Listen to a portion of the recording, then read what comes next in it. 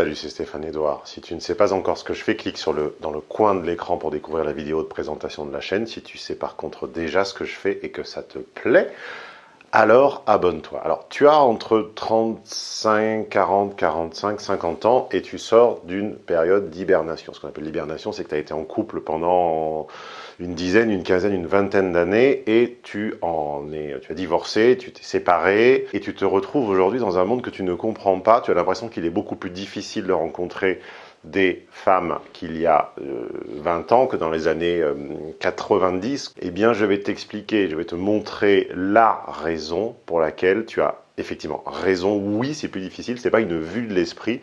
Le marécage relationnel dans lequel tu te trouves aujourd'hui a une cause et une cause principale. Je vais te l'expliquer avec ma matrice du harcèlement. Alors, c'est pas le harcèlement dont on parle dans les journaux.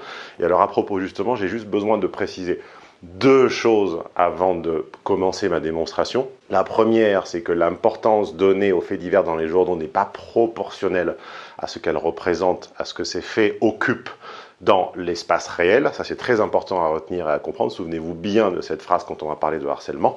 Et la seconde, c'est que si l'humanité a survécu depuis 20 000 ans et puis même avant, c'est parce que les hommes et les femmes ont des stratégies évolutionnaires, donc des stratégies de choix du partenaire amoureux opposé. L'homme a tout intérêt à disséminer sa semence aux 4 vents pour être sûr d'avoir le plus de rejetons possible et le plus qui survivent, car cela ne lui coûte finalement pas beaucoup d'efforts. Et à la femme, en revanche, eu égard à l'investissement que représente la grossesse et au risque, au péril pour sa santé, et même il y a encore peu de temps, pour sa vie, elle a tout intérêt à choisir les meilleurs reproducteurs et à tomber enceinte le moins de fois possible. Quand on a accepté ces deux postulats de départ, ces deux assertions, alors on peut commencer la démonstration. Qu'est-ce qui se passait avant l'arrivée d'Internet, avant ce que le pape François a décrété être le cadeau de Dieu? Il a dit Internet est le cadeau des dieux.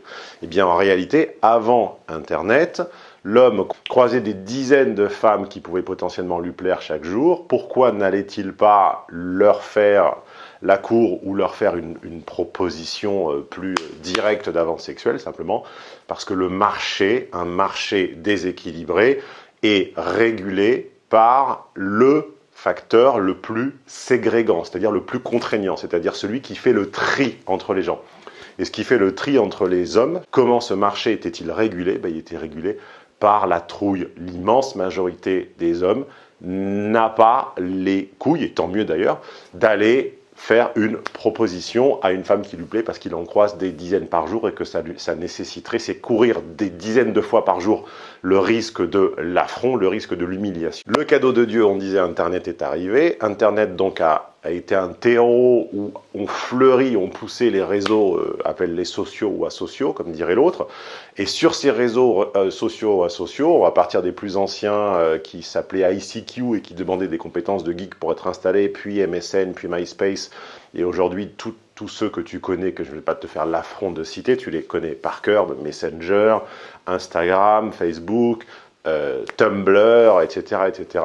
Et bien aujourd'hui, sur ces réseaux sociaux, il est techniquement possible de faire plusieurs dizaines de propositions à des femmes par semaine, voire par jour, sans risquer l'affront, la honte ou la gifle, même potentielle, et en tout cas sans risquer d'être perçu par le reste de la meute autour de soi comme un loser. Et c'est ça qui a tout changé.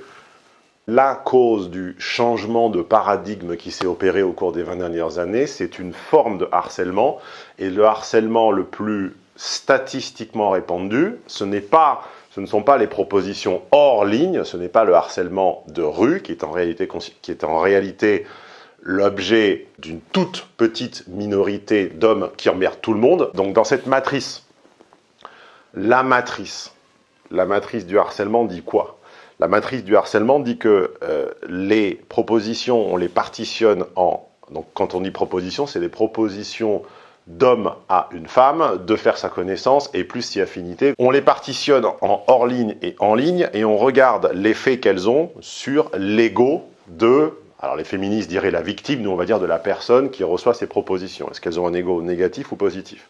Et ce qu'on voit, c'est que les propositions faites hors ligne ont en fait un impact bien évidemment négatif sur l'ego de celle qui les reçoit, car en réalité, ça la confronte à son incapacité à juguler une agression physique, ça la confronte au danger de l'espace public, donc évidemment c'est surmédiatisé car ce sont des affronts à l'ego individuel. En revanche, ce dont on parle peu et qui est complètement sous-représenté dans les médias, c'est l'omniprésence des propositions faites en ligne via les réseaux sociaux aux femmes. Alors, 2 exemples insérés en post-prod.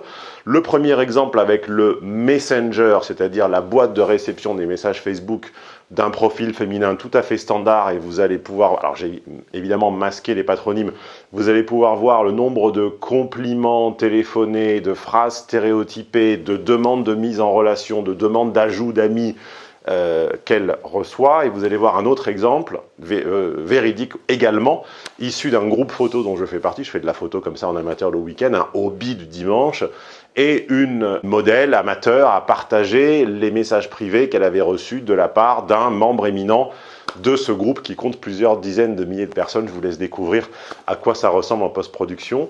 Voilà le quotidien d'un profil féminin sur les réseaux sociaux, quel que soit son âge, quelles que soient les photos qu'elle y poste ou pas, quel que soit son statut célibataire ou en couple ou pas.